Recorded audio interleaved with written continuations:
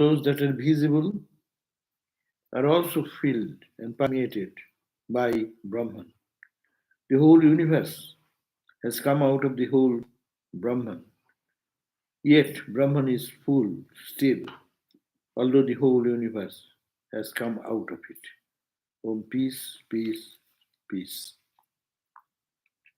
So we are in the fourth chapter, and that poetic imagination, beautiful, that the Jivatman, individual soul, is indicated by the lower bird, and Paramatman, our real self, is considered to be the upper bird, and lower bird always remaining in the same tree, lower branches, and he is always eating sometimes sweet fruit and sour fruit, as we are, sometimes happy, sometimes unhappy. And when we get some bitter fruit, then we immediately look, why it is happening, why to me? And we look at our own eternal self, which is perfectly peaceful, joyful, unchanging, absolute. So this is and seeing that we feel attracted to move towards that reality. So that we have read in the verse number 6, that Dwa Suparna, two birds of beautiful plumage, were all the time friends. Jivatma and Paramatma are all the same. It is the reflection of the Paramatma. And they are always connected together. But in ignorance, they feel separated. And they reside in the same body. This is the body. In this body is Paramatma is there inside. And Jivatma is this, with the senses and hand, feet, organs, all this mixed together. This is the Jivatma. Two residing, they are eternal friends, but they are separated. This lower self, as in the human body or any body, we enjoy the sense experiences. And naturally, we are sometimes happy and sometimes unhappy. So, two Dwa Suparna Sajuja, they are inseparable. Sakhaya, they are always friends. God is our eternal friend. We also sometimes say, who is your friend, eternal friend? God is your eternal friend. Everyone lives, but he never leaves us. If that is left, then this body does not stay at all. So that's why it is called, he is the eternal friend, eternal companion. And Samanan Briksham, in the same tree, the body tree, Parishasajate, it is staying there, residing there.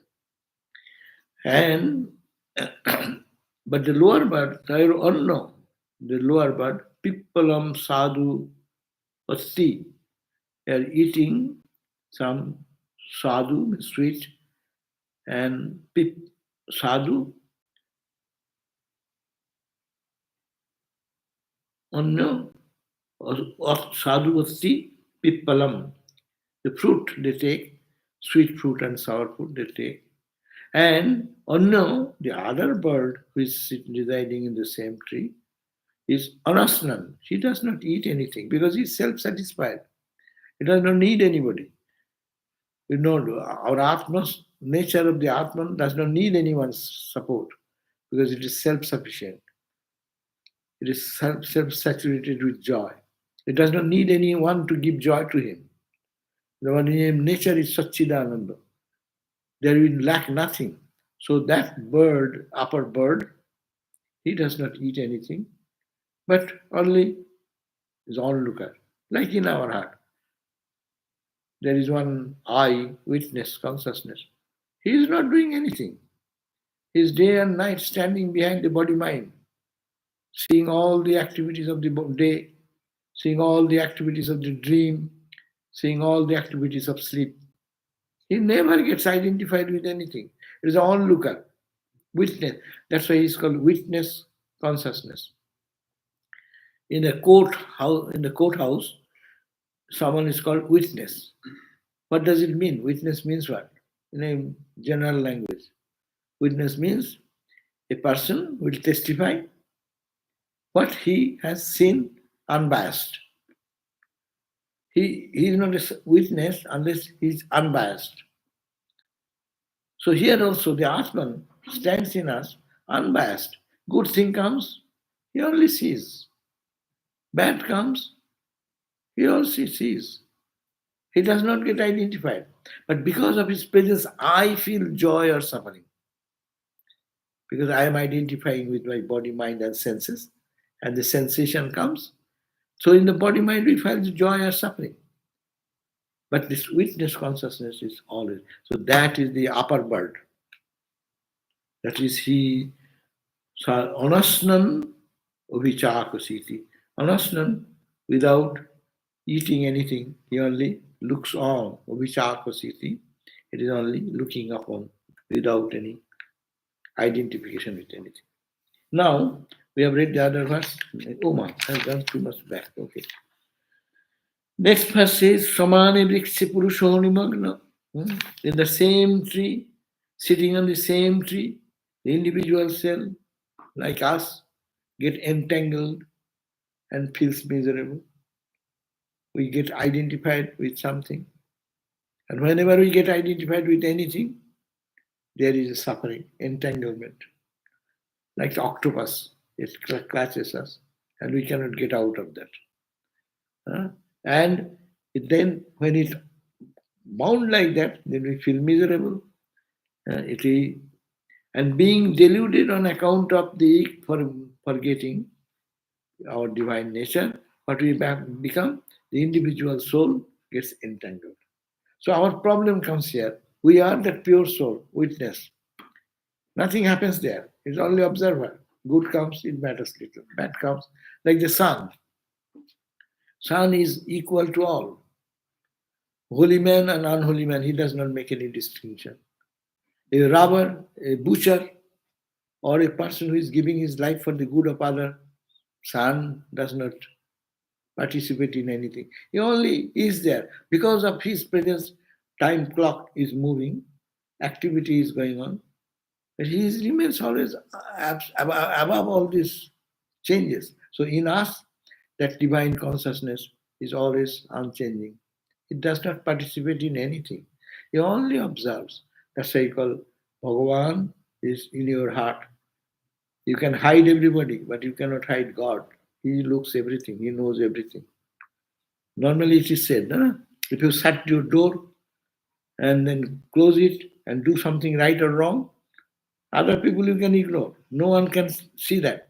But you cannot ignore that reality who is watching everything. You are caught by that. That means he knows everything. He does not say, don't do that. Don't say, do it. But in an observer way, he observes everything. He knows everything, but he does not say anything. But we cannot resist our not saying. If we see something, we'll have to say. There's a story, no? There's a story that one day the Lord God sitting in the temple altar, one devotee came, he felt that, oh, what a troublesome duty of the Lord. He's sitting all the time in the shrine, no? He has no vacation for a day or all the day in the getting up in the early morning and sitting and giving darshan to devotees. Like that he continues. Again noontime comes, again afternoon comes, restless. So devotee felt very compassionate and said, oh Lord, you should take one day some leave and I can give proxy for you. Then he said, okay, are you so happy? Okay, I'm happy that you are taking my at least one day vacation for me. But one condition, you will see everything, but don't tell anything. That is the God sees everything. We come with ugly mind or we come with a good mind, he knows everything. He does not tell anything to me. Hey, don't that. He never says like that. At least we do not hear that. So what happens? He took the responsibility. And God was happy. One day, his vacation. And the devotee went into the throne and he's sitting over there. Now one person came. one big businessman came, and he was going on the sailboat. Yeah? Anyhow, let me go on, then we'll see where is the defect. So he came, and after saluting the Lord and blessing, and just forgot that purse. He has a huge amount of money. He left it and went away. And next, he didn't say anything to that person who had forgotten. He could have said, "Hey, you have forgotten. Take your money." He was checking himself. He checked, and then he went away. Then another next person is very poor, and he was going to get some money. Uh, Very frantically needed. He's praying, "Oh Lord, give me some. I am in this great difficulty." He didn't say anything, but while praying and when he's coming up, he saw the money. So she was so happy. He took it, and then he took it and went away. And now, third party came, one sailor.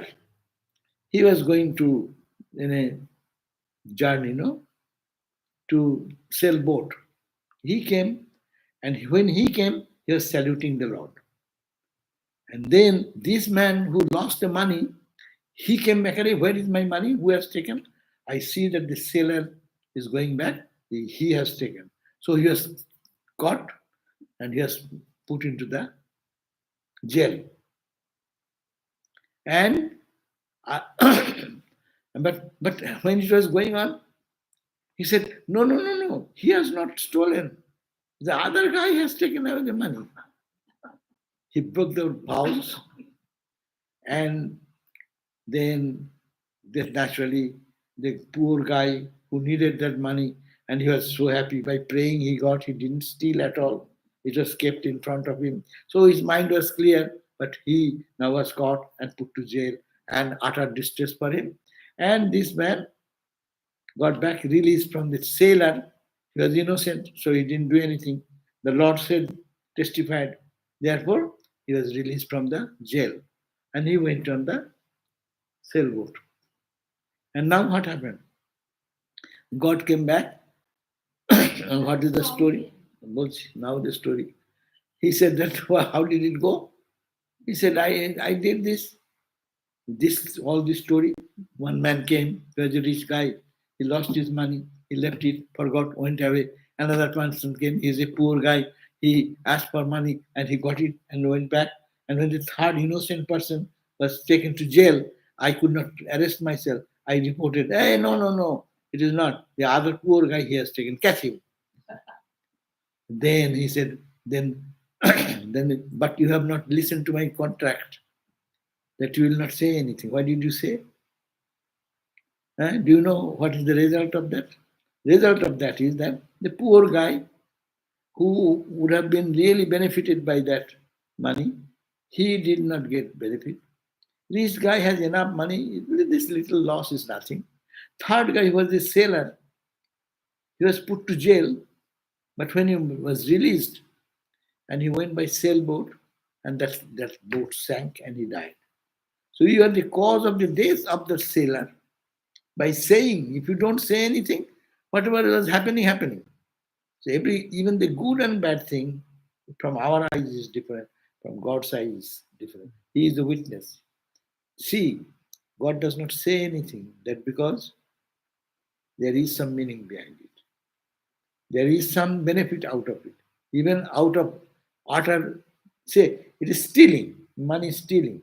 But the stealing would have helped. This way, the sailor, life of the sailor would have been saved. He had been in jail. Who will go for sailing? So he would have been a poor guy. He would have been, at least, would satisfy his needs. And this rich guy, little money gone nothing for him. Those who witness, but to keep mouth shut is difficult. For us, it's a training. Keep mouth shut. Don't talk too much. And if you talk something, it may not be good, it will bring wrong to others. Anyhow, this is the story of too far we have gone. So, witness consciousness that we are talking about. He does not say anything. So, they become the misery. And now, eighth verse is we read also that Richo Akshare Parame Bhuman Jasmin Deva Udhivishye Nishedu, Jasmin in which Akshare, indestructible reality, the supreme reality in the space. This Vedas, this, this Vedas are talking about the higher life and spiritual life. Huh? What is the use of this reading of the spiritual text unless we have renunciation and detachment from it? So of what avail of the Vedas to him who does not know that there is this indestructible witness consciousness behind all of us? Everything is changing, destructible, changeful, but there is something which is unchanging. So that means study of Vedas does not give anything unless you realize your divine self, indestructible, changeless, blissful state of Paramatma.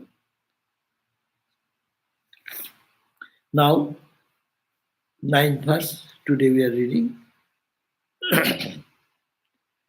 Channangshi Jagga, Channangshi Jagga, Ritavo Bratani, Ritava Bratani, Bhutam Bhavyam, Bhutam Bhavyam, Jaccha Veda Vadanti, Jaccha Veda Vadanti, Asman Mai,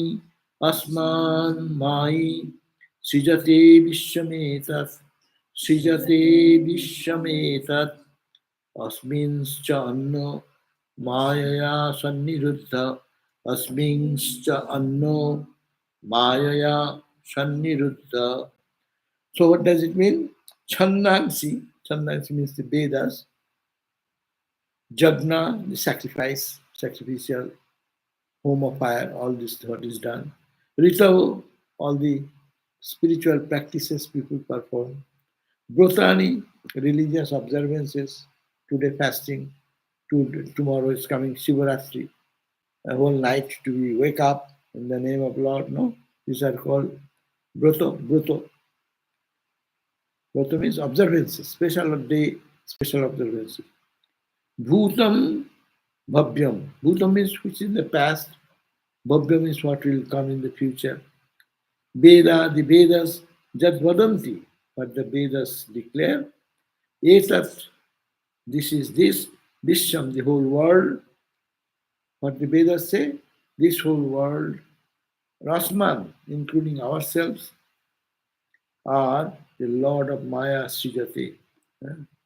God creates this entire universe. He has created us. He has created in the whole world, and all created being is done by God.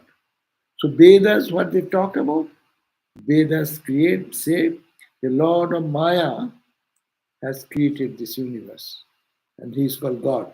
The Lord of Maya projects the Vedas and sacrifices, spiritual practices, past and future, religious observances, all that the Vedas declare, the whole world, including ourselves.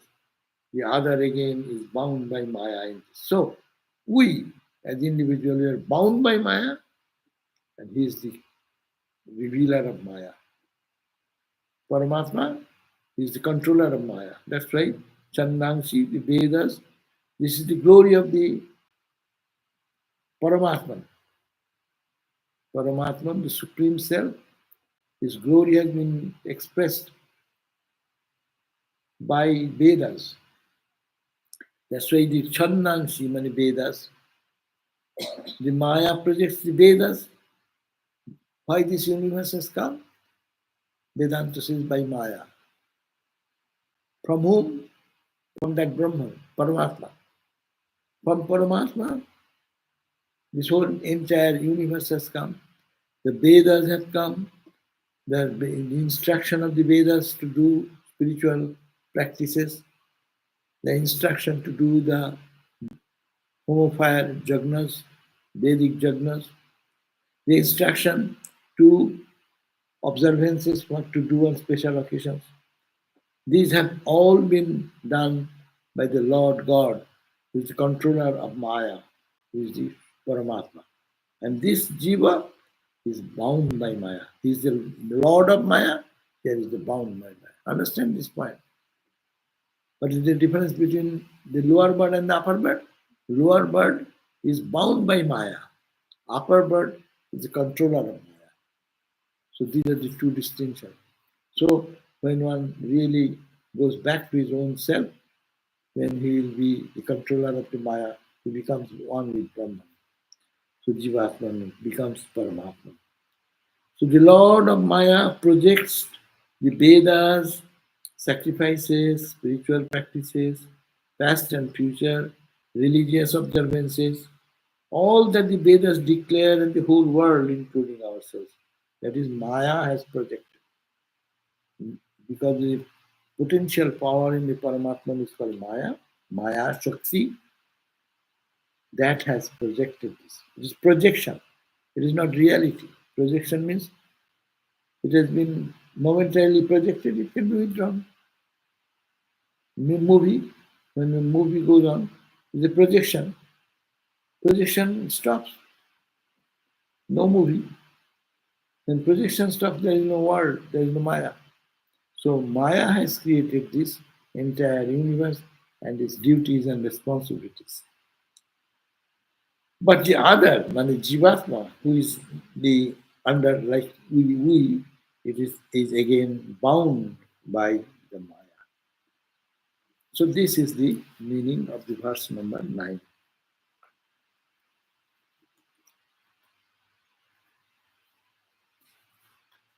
Swami Lokeshwarananda has translated this. The Vedas, the Vedic rites and rituals, all forms of worship and religious practices, the past, the future, the present. In short, everything that is spoken of by the Vedas are all derived from Brahman by the Maya Shakti. Brahman, by its own power of Maya, creates this phenomenal world. So we know that we are so much familiar with this idea. Brahman is absolute. The world has come out of Maya, the cosmic ignorance, and we are all under Maya, and God is the controller of Maya. So this idea coming from the Upanishad, Shwetashwatara Upanishad. So it says, again, by the same power, Maya Shakti, the individual self gets entrapped into the world. We are under the Maya, we get entrapped, and he's the Lord of the Maya. Ramakrishna gave the example. The magician. Magician comes and plays something, magical power. By his magical power, they befools all individual audience. 100 audience, 1,000 audience may be sitting. He can befool everyone.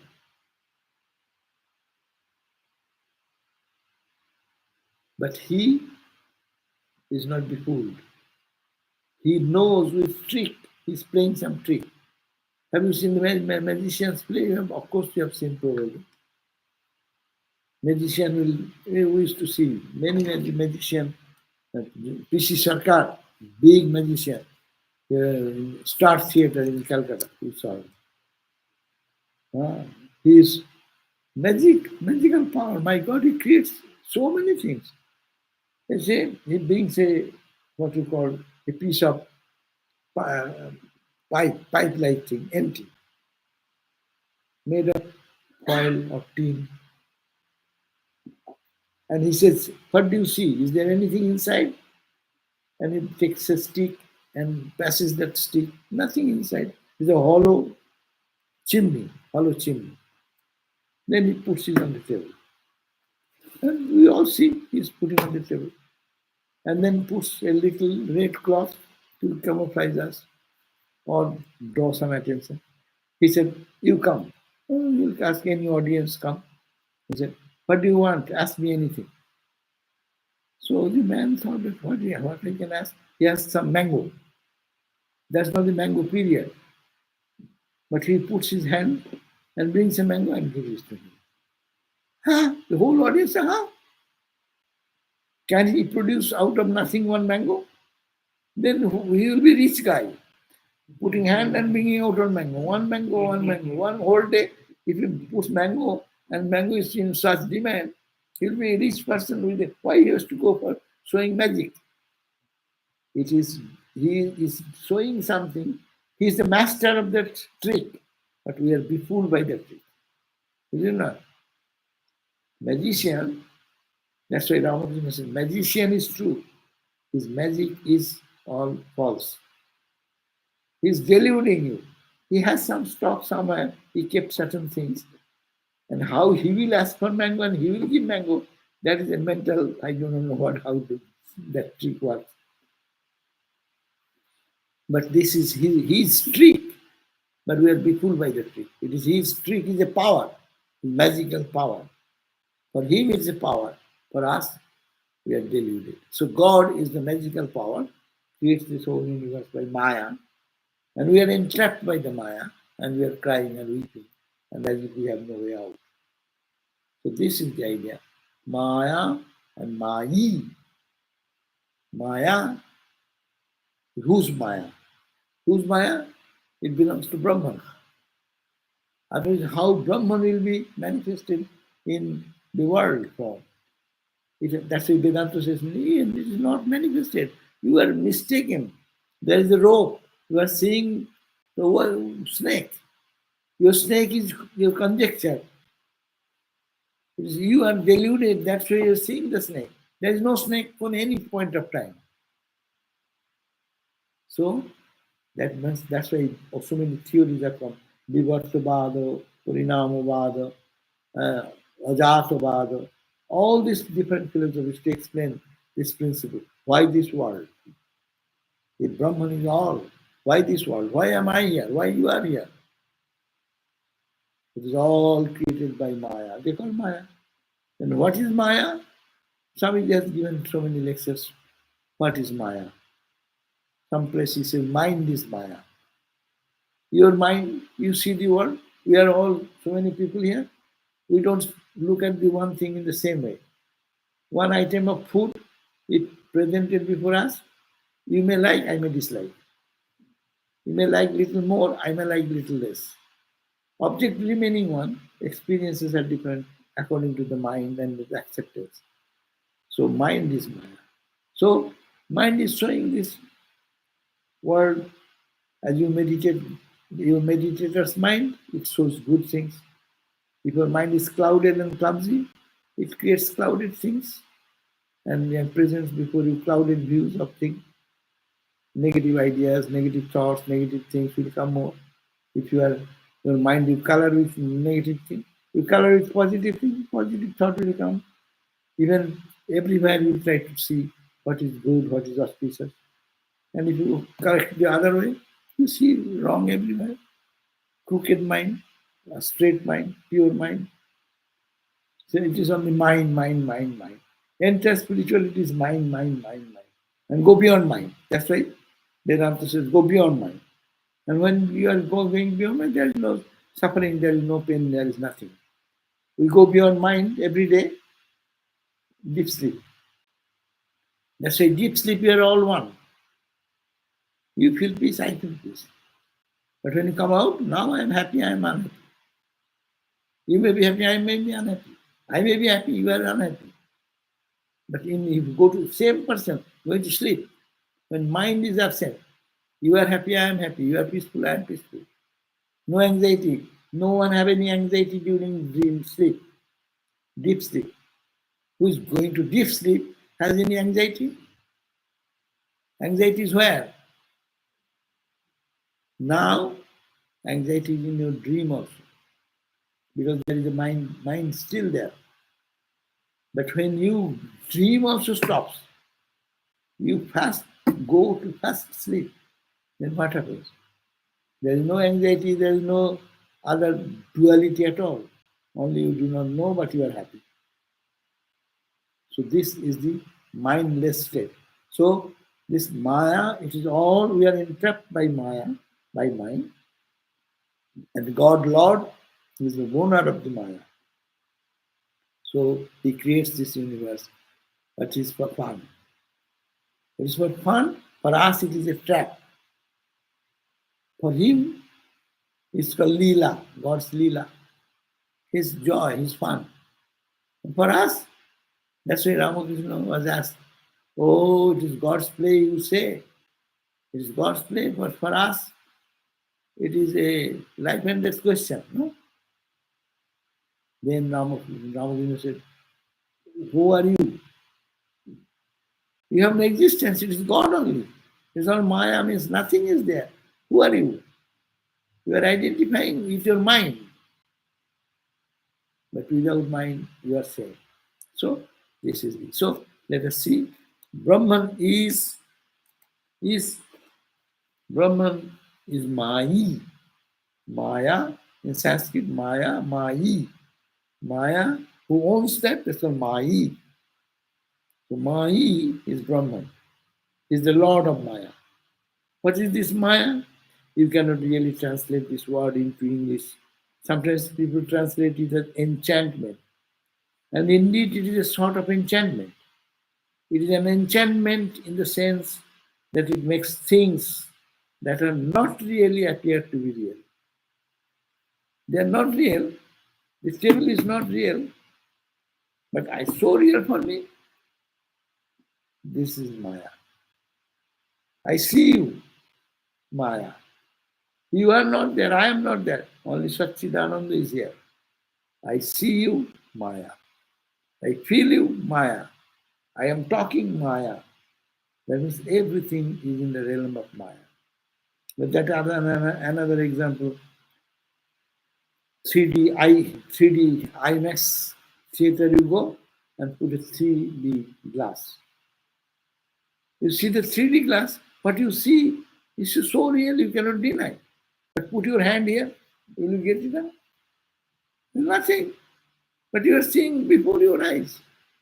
All around you are so many, maybe nice thing or a frightening thing. But put your hand like that and try to touch it. It is all creation. It's created in your eye. It's an illusion. If man can create this illusion, why not God? God has created this illusion. So that's why it is Maya. And Maya is enchantment. Enchantment in the sense that it makes things that are not real appear to be real. Everything is real up to us. And they appear to be so real that we crave them and run after them. Not only it is real, if it is real, gold rush. Gold is there available. People tried and didn't care for their life to get that gold. Not that it is only created, but it creates desire to grab it, make it my own. I want to catch it, have it, eat it. Yeah? Anything beautiful you see, beautiful flower, you want to smell. Ah, it is not only grabbing, it is not only created, but it also creates desire to enjoy that. That means it is dream thing. In the dream we enjoy everything, is it not? You eat, you dance, you sing, you meditate, you pray, you cry, you weep, you see tigers, everything you see. But is there any tiger there? So that is the point. It is all the imagination of the mind. So it says it appears, that's right. And they appear to be so real that we crave them and run after them. We are all under a magic spell, as it were. We are caught, we are entrapped. We are so deluded that the reality behind this appearance totally escapes us. This everything is true, but I am sitting. I am real, but what I'm seeing is not true because I'm seeing through the mind, lens of mind. If this lens is defective or colored, I'll see everything colored. But take out the lens, you see the thing in reality. This is Maya. Similarly, get out of this mind's and then you are free. But so long within the mind, you see the world, its attraction, and not only attraction, to grab that, to enjoy that, to experience that. We are so deluded that the reality behind this appearance totally escapes us. We do not see it at all, and we do not have any idea that it is there. Maya also makes us forget our true identity. We think we are separate, individual beings. We are like the bird on the tree who continues to eat the sweet and bitter fruits of the tree. One moment happy, and the next moment unhappy. He does not realize that he is actually the other bird who sits calm and detached, who is not eating anything. Similarly, the individual self is really the cosmic self, is the witness. But due to the spell of Maya, the individual self thinks he is separate and he suffers. As we are. This is not to be explained, we know very well. Because this world is real for me, that's why I want to grab it, hold it, enjoy it, experience it. But for a knower of truth, they will see as body is unreal, what I see that is also unreal. Reality is only God Satchidananda. That's why they don't crave for anything. They don't ask for anything. They don't reject anything. They don't accept anything. As things as it is, they accept that as it is, as it is. They don't want to change anything. They don't want to correct anything because he is in a mental level where there is no two. So they are beyond Maya. But we are under Maya. Naturally, our condition is miserable, lower bird.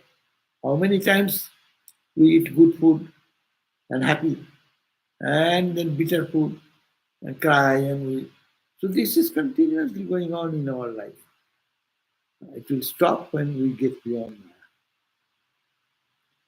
Brahman is both the material and efficient cause of this universe. This is a technical term. What is material cause? What is called efficient cause? Anything in the creation, two causes are there. Suppose this table is here. Table, what are the cause of this table? Someone saw me or some person here thought we need to have a table which will suit our purpose of talking. It should have this space to get in. It should design like that. Somebody thought it. But he is not found here. Is he found here? No. It is called the efficient cause. And another cause is that you need some wood. The wood has been purchased, chisel, screw, glue, polish. All these things are necessary to build this. That's the matter. That is the material. This material cause. So material cause and efficient cause. For every creation, there is two things.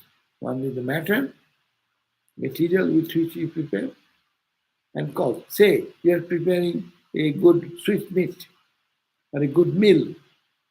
Material cause is what? Material cause? Pots, pans, oil, rice, dal, all this matter. These are matter. Without that, you cannot prepare any meal. And who is the efficient cause? The cook. His skill or her skill, putting what time, what is this and this and that. When we eat, we don't find the efficient cause. We don't see who has created this. Cook is not seen there. Because cooks, you know the cook, he has cooked today. Who is the cook? Rama is the cook. Then we know Rama has cooked. But otherwise, cook in the food, we don't see Rama. Do you find? No. Similarly, in this creation, I don't see God. But I see the material cause. In the gross eyes, you see it is earth, water, air, fire, all these things. But in reality, We do not know God is permeated everywhere. The cosmic consciousness, the desire, who desired I will be many, the desire came. That person is not found. That's it. Anything created, there is an efficient cause and material cause. And the whole world, Brahman is the efficient cause, Brahman is the material cause. Actually, God, Lord, has become this universe as it were. There is no two. So, Brahman is both the material and efficient cause of this universe. It is not that Brahman creates the universe. It is not Brahman is sitting one place and creating one by one person to another person, one dog, one cat, one lion, one bull, one dinosaur. No, he is not creating. He is not doing anything. He is there, but he is the efficient cause and the material cause done by Maya. When creation comes, that Brahman is appearing in this way. It manifests. When the Brahman manifests itself so by its own power. Where he borrows the power, he does not need any other assistant. Brahman does not need any more assistant. In material things, he is self-sufficient because he is all in all. He has become the matter, he has become the cause of creation. It is his will and it is his body by which he creates himself. It is like the greatest example given, the spider. Do you see the spider? Only one example found, I do not know. Second example would be good. But in the old traditional idea, the sadhus, the holy people saw how the spider makes a net. How the spider makes a net? Out of your own body, the little string-like thing comes down and it rolls around like that and creates, no? The Brahman itself, from his own body, creating that beautiful design. You cannot do, human being cannot create such beautiful design. Huh? Have you seen or not?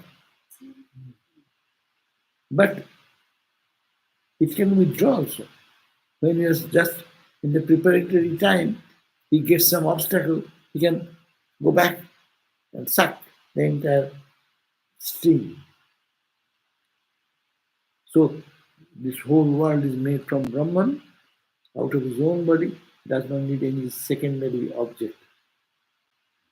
He is the efficient cause, he is the material cause. So that idea is given itself by its own power. And that own power is the magical power which is called Maya.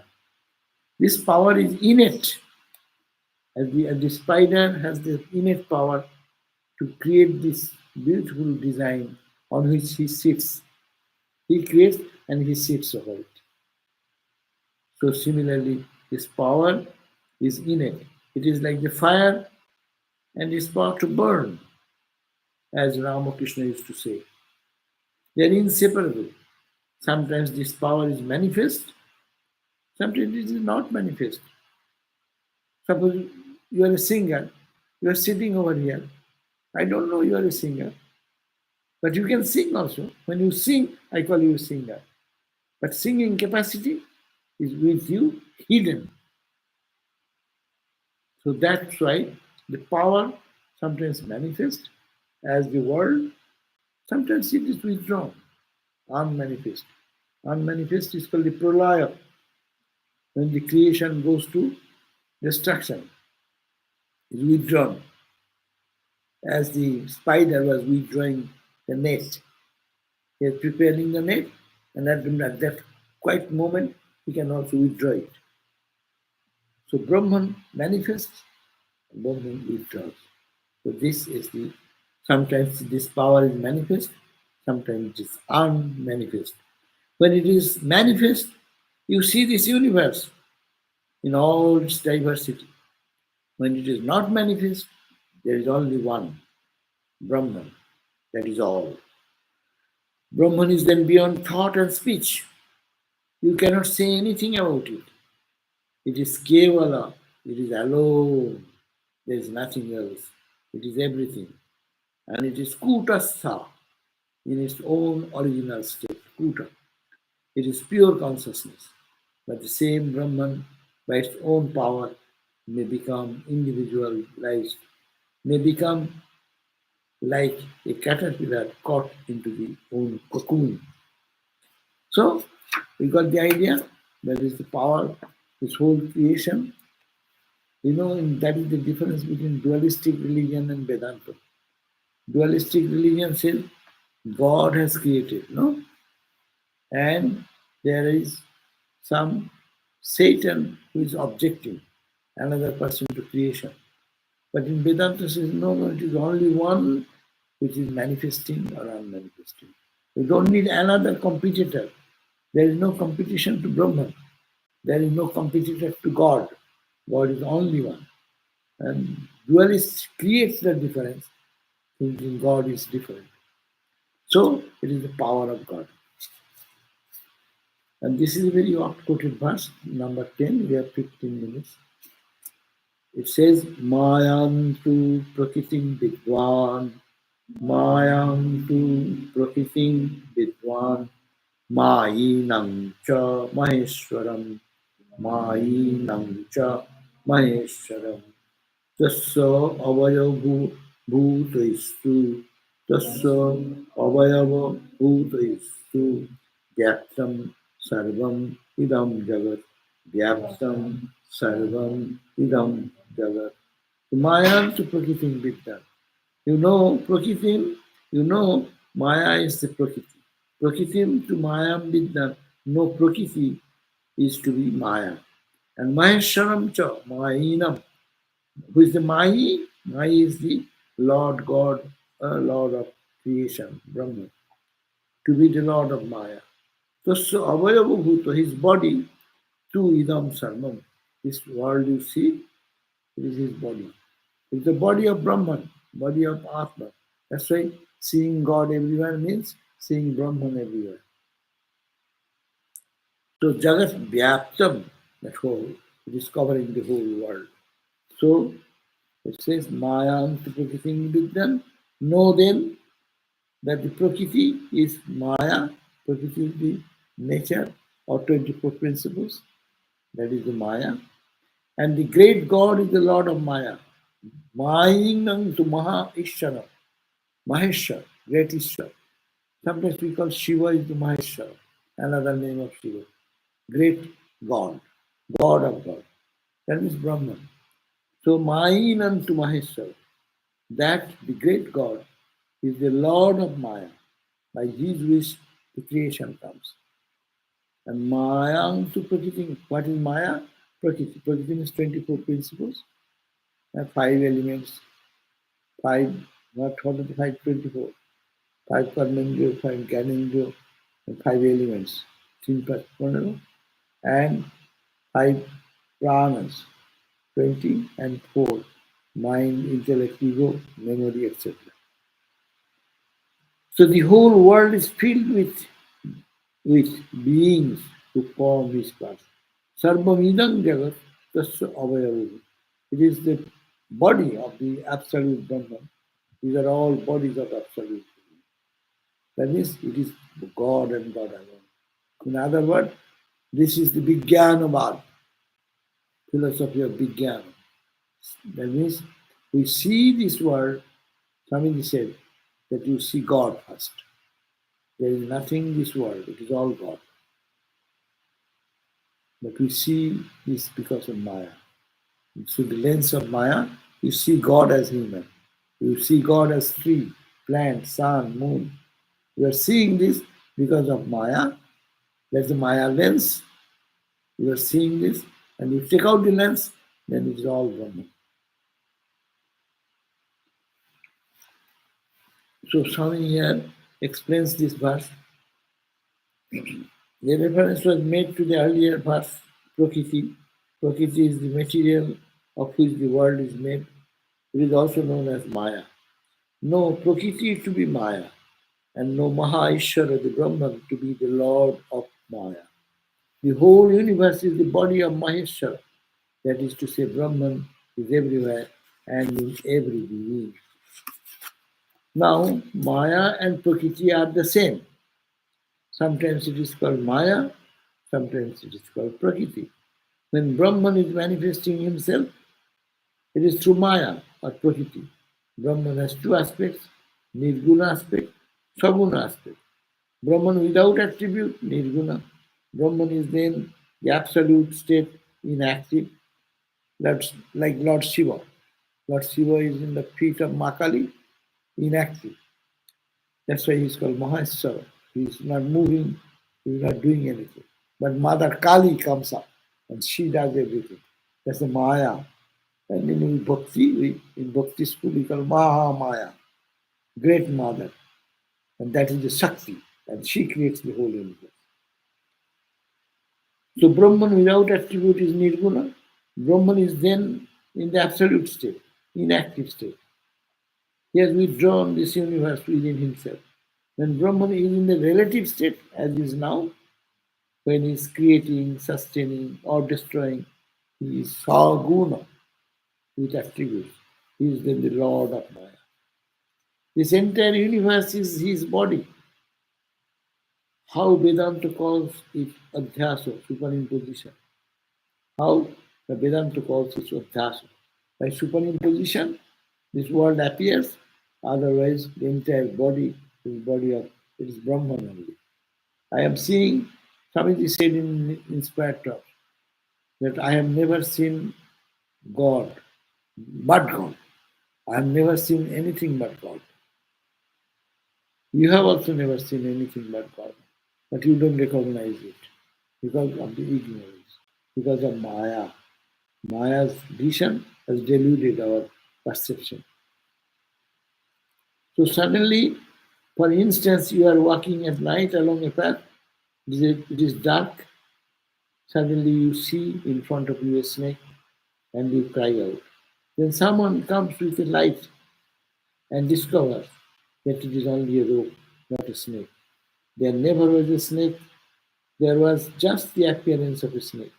So also, when we are under the spell of Maya, when we are in darkness or ignorance, we see this universe. But when light comes, knowledge comes.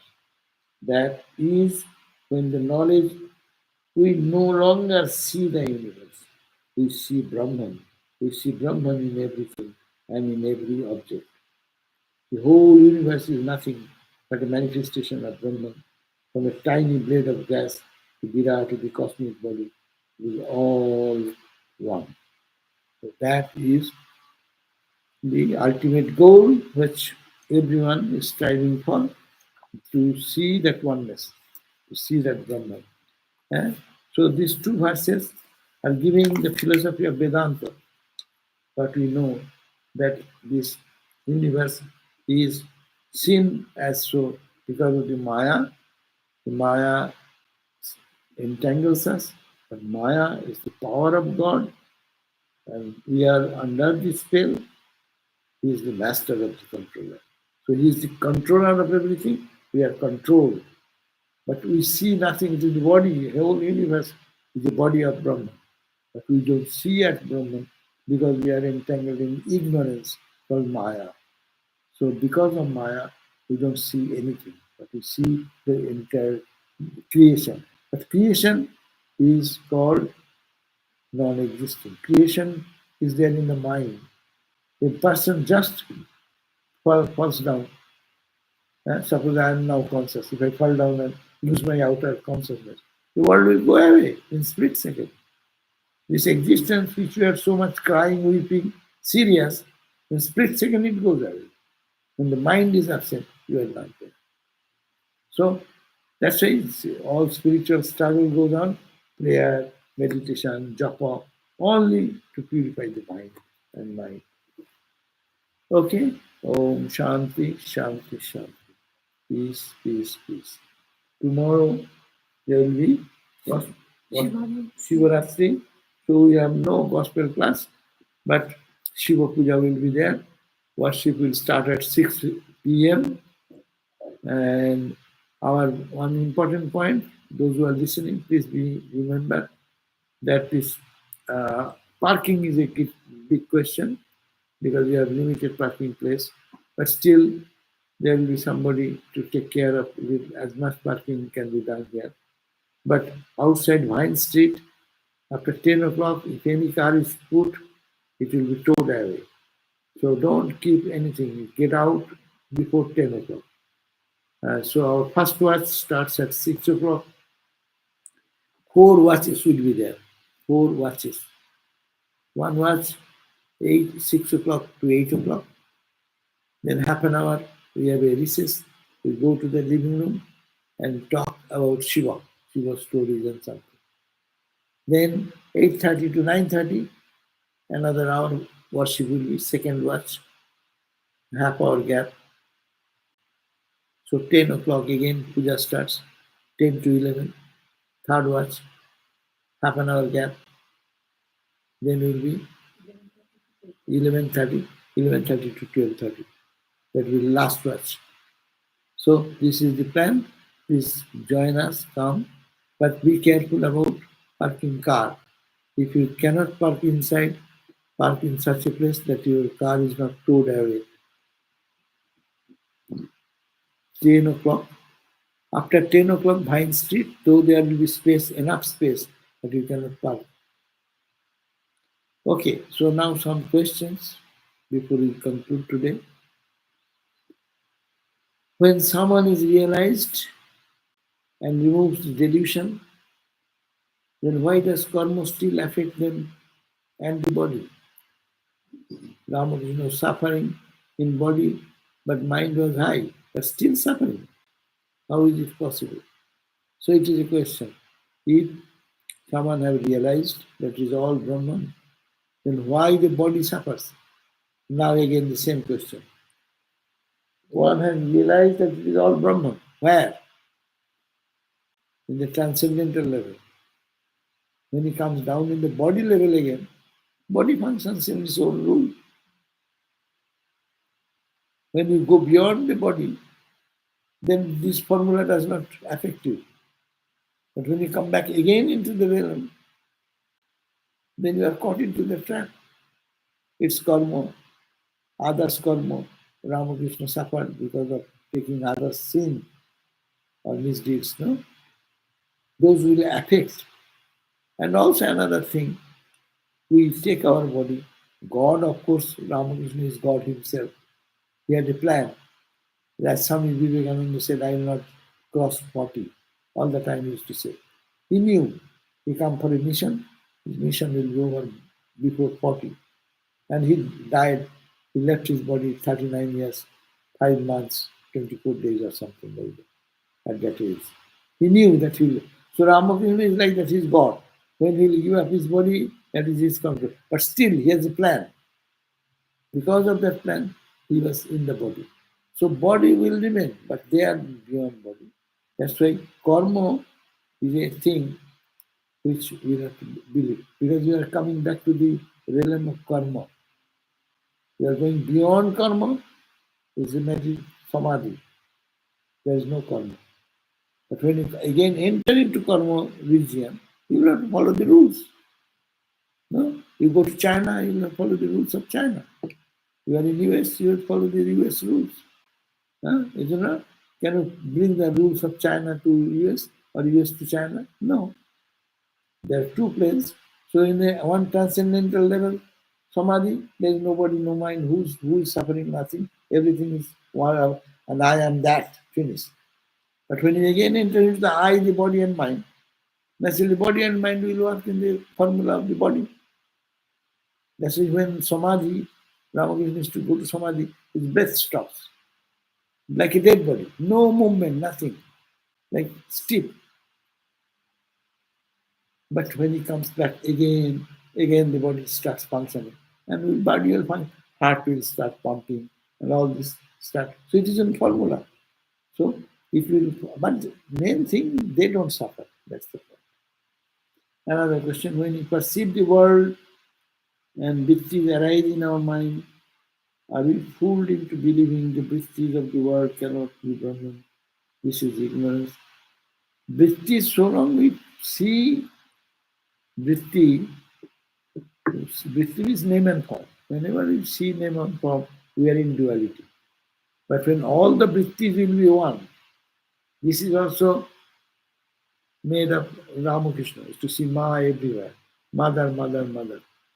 When you see mother everywhere, all vrittis are so many vrittis, but it is only Ma. That's why it makes no difference. That's the Lila. But when you come into that level, you see the Divine Mother is playing. Not you, not me, not Paul, not I, not Sarvadevananda, not anybody. It is only Mother playing in that costume, in this costume. It's just like as you stand before the mirror, one multi-mirrored room, and I see my reflection so many. So I am the only guy, but I am seeing myself so many and playing with me.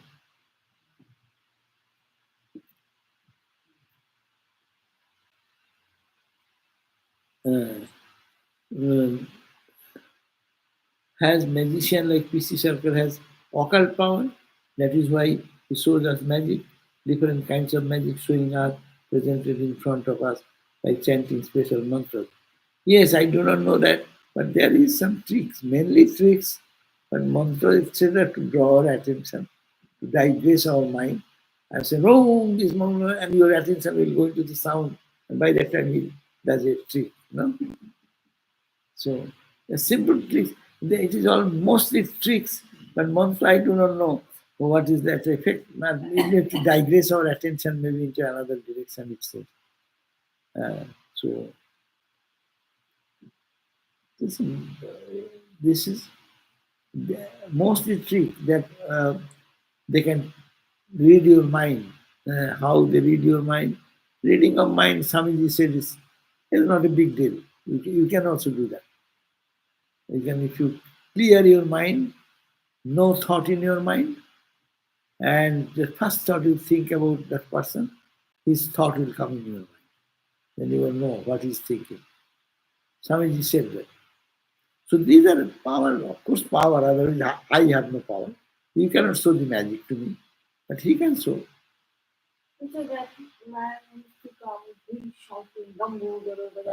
That's the sound.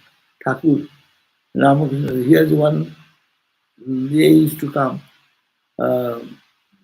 logician used to come and conquer every opponent by his argument and shouting. And he came to Ramakrishna, and Ramakrishna, before saying anything, he shouted that mantra. How.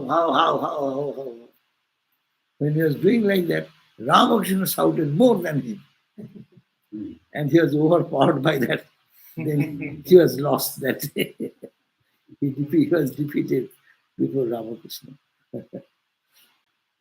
And these are tricks, they have power. They have power, certain power.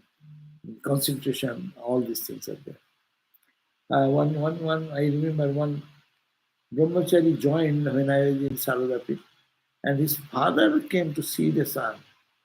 And when he came to see the son, he was just talking, standing near a garden, and he said, I'm just talking about magical power. Yeah, he said, I can show you some magic. Yes, what? Give some coin. So I gave her his pocket, he brought it, I do not know. So one rupee coin. And he said, he took it in his hand, I saw it, and threw away. And he showed her like that. It is gone. Threw away from your hand. If you throw away one coin, it goes away. But then again, pull from my head. How it is? Because I think he showed me that I actually, when I threw out, but I did it in between here in such a way, you didn't notice that.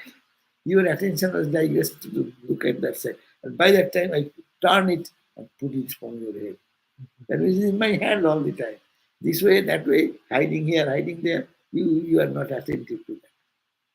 So they have some tricks, and they have some, that's of course a power. Okay.